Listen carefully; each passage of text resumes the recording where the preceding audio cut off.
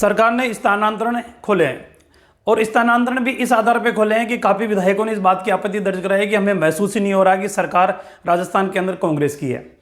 और इन स्थानांतरणों के माध्यम से अब कांग्रेस के कार्यकर्ता, कांग्रेस के नेता इस तरीके का व्यवहार कर रहे हैं कि लूट सके तो लूट, पता नहीं कल क्या होगा।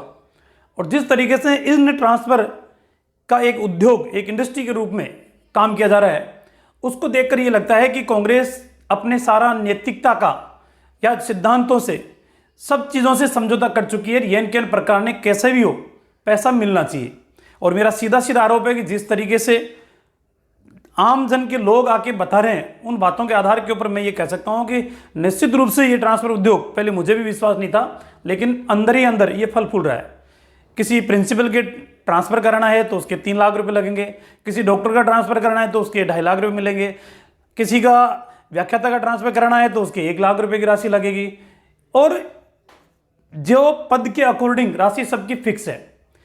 मेरा सरकार से इतना जरूर कहना है कि आप इतना भी पाप मत करो कि आपका पाप संभा ही नहीं सके। और जिस तरीके के हालात आपने बना रखे हैं, उन हालातों से तो ये लग रहा है कि मैं मेरे 54 विधानसभा क्षेत्र की बात करूं कि आज हर काम के लिए, छोटा काम हो बड़ा काम हो, पहले काम बंद कराएंगे, फिर पैसे लेंगे, फिर काम चालू कराएंगे, फिर अगर किसी ने दूसरे ने काम स्टार्ट कर लिया तो उसको बंद कराएंगे, उसको चालू कराने के फिर उसकी मोटी रकम वसूल करेंगे। तो ये हालात अधिकारियों के कंधे के ऊपर बंदूक रखकर, ट्रांसफर का डर दिखाकर, और जिस तरीके के हालात आप बना रहे हो वो उचित नहीं है।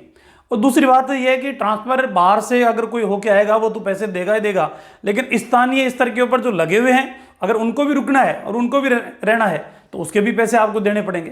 तो मेरे ख्याल से ये उचित नहीं है। और अधिकारी कर्मचारियों के ऊपर इस तरीके का आचरण कतई ठीक नहीं है। यदि आप भी इस तरीके के कामों में अगर लिप्त हो गए तो आने वाला भी उसी चेन के अंदर एक हिस्सा बन जाएगा और वो जनता का शोषण करेगा, उसके अलावा कुछ भी नहीं है। इसलिए कृपा करके जनता के शोषण को बचाने का काम करें और आप निष्पक्षता और पारदर्शिता के साथ काम करें, वो ज़्यादा बढ़िया रहेगा। इस अहंकार में चलने की आवश्यकता नहीं है कि हमारी सत्ता है तो सत्ता कोई स्थायी नहीं है, सत्ता तो आज है कल नहीं है।